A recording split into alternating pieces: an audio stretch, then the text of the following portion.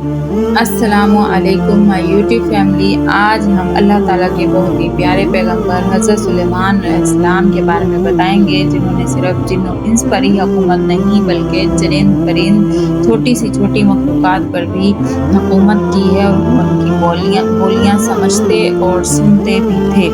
حضرت سلیمان اور چونٹی کے بارے میں آپ کو بتائیں گے کہ ان کی کیا گفتگو ہوئی، لیکن اس سے پہلے ہماری گزارش ہے کہ آپ ہمارے چینل کو سبسکرائب کر دیجیے گا۔ چلتے ہیں ویڈیو کی طرف۔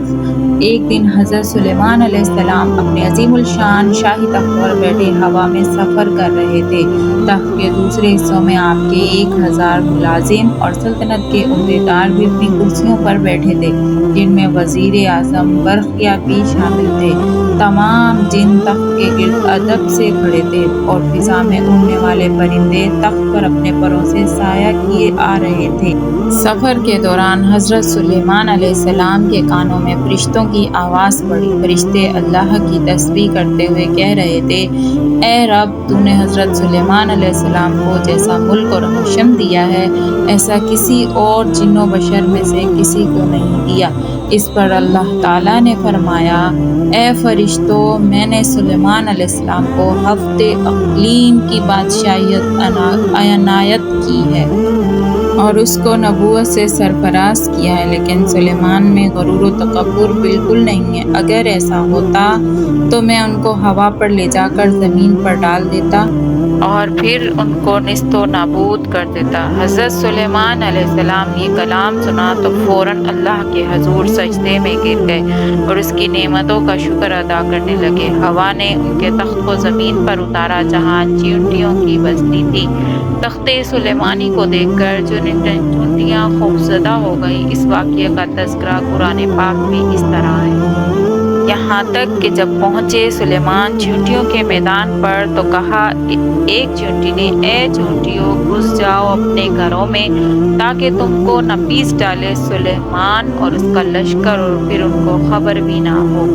یہ چیونٹی اپنی قوم کی سردار یعنی شامور تھی۔ اس کی بات سن کر حضرت سلیمان علیہ السلام مسکرائے، اور انہوں نے شامور کو اپنی ہتھیلی پر رکھ کر پوچھا: اے شامور، تم نے اپنے لشکر سے یہ کیوں کہا کہ سلیمان آتا ہے اور تم اپنے غاروں میں گھس جاؤ؟ تم نے اس سے پہلے میرا کیا ظلم دیکھا ہے؟ شامور نے کہا: اے نبی، ہم نے آپ کا یا آپ کے لشکر کا پہلے کوئی ظلم نہیں دیکھا، مگر ہم نے حفظ و متقدم کے طور پر ایسا کیا ہے کہ کہیں آپ کے گھوڑوں کی ٹاپوں تلے چیونٹیاں نہ کچلی جائیں۔ حضرت سلیمان علیہ السلام نے فرمایا: کیا تم اپنی چیونٹیوں پر ایسی ہی شفقتیں کیا کرتے ہو؟ جی ہاں، شامور نے کہا، چونکہ اللہ تعالیٰ نے مجھے ان کا بادشاہ بنایا ہے، اس لیے میرا فرض ہے کہ میں ان کی سلامتی کا خیال رکھوں۔ تمہارے ساتھ کتنی چیونٹیاں رہتی ہیں؟ حضرت سلیمان علیہ السلام نے پوچھا۔ شامور نے بتایا کہ 40,000۔ اس پر حضرت سلیمان علیہ السلام نے پوچھا: تمہاری بادشاہی بہتر ہے یا میری بادشاہت؟ چیونٹیوں کے سردار نے کہا: میری بادشاہی بہتر ہے، کیونکہ تمہارے تخت کو ہوا اٹھاتی ہے، تم اس پر بیٹھتے ہو۔ کتنا بڑا تکلف ہے۔ حضرت سلیمان علیہ السلام نے مسکرا کر پوچھا: تمہیں یہ عقل کس نے سکھائی ہے؟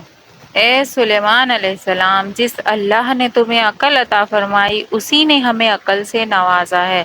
شامور نے جواب دیا: اگر آپ اجازت دیں تو میں آپ سے چند مسائل پوچھوں؟ پوچھو، کیا پوچھنا ہے تمہیں؟ حضرت سلیمان علیہ السلام نے کہا۔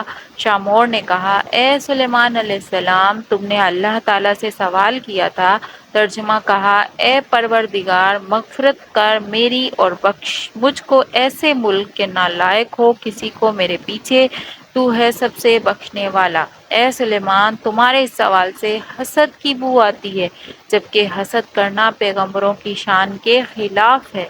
تمہیں یہ بھی اچھی طرح معلوم ہے کہ خداوند سارے جہاں کا مالک ہے، وہ جسے چاہے بادشاہی دے، جسے چاہے نہ دے۔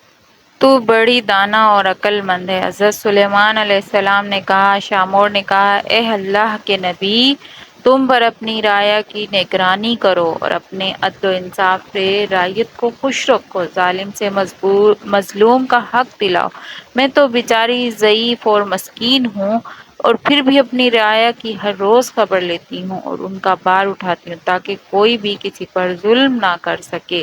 شامور کی باتیں سن کر حضرت سلیمان علیہ السلام نے سجدے میں گر کر کہا، اے پروردگار، تیری قدرت بے انتہا ہے اور تو ہی بے شک عظیم و بزرگی کے لائق ہے۔ قرآن پاک کی سورۃ سبا میں ارشاد باری تعالیٰ ہے، اور جنوں میں سے وہ تھے جو اس سلیمان کے سامنے خدمت انجام دیتے تھے اس کے پروردگار کے حکم سے، اور جو کوئی ان میں سے ہمارے حکم کے خلاف کجروی کرے ہم اسے دوزخ کا عذاب چکھائیں گے۔ وہ اس کے لیے بناتے تھے جو کچھ وہ چاہتا تھا، قلعوں کی تعمیر، ہتھیار اور تصاویر، اور بڑے بڑے لگن جو حوضوں کی مانند تھے، اور بڑی بڑی دیگیں جو اپنی بڑائی کی وجہ سے ایک جگہ جمی رہی۔ اے آل داؤد، شکر گزاری کے کام کرو اور میرے بندوں میں سے بہت کم شکر گزار ہیں۔ چونٹی اور حضرت سلیمان علیہ السلام کے اس گفتگو سے ہمیں جو سبق حاصل ہوا ہے وہ یہ ہے کہ ہمیں حسد نہیں کرنا چاہیے، ہمارے اندر حسد کی بو بالکل بھی نہیں ہونی چاہیے، ہر وقت ہر حال میں اللہ کا شکر گزار ہونا چاہیے، اور جس کو اللہ تعالیٰ نے بادشاہت جیسے عہدہ نوازا ہے تو اس کو اپنی رعایا کا خیال رکھنا چاہیے، ہر وقت اس کی خبر گیری کرنی چاہیے۔ آپ کو میری ویڈیو کیسی لگی کمنٹس باکس میں ضرور بتائیے گا۔ تھینک یو فار واچنگ، جزاک اللہ خیرہ۔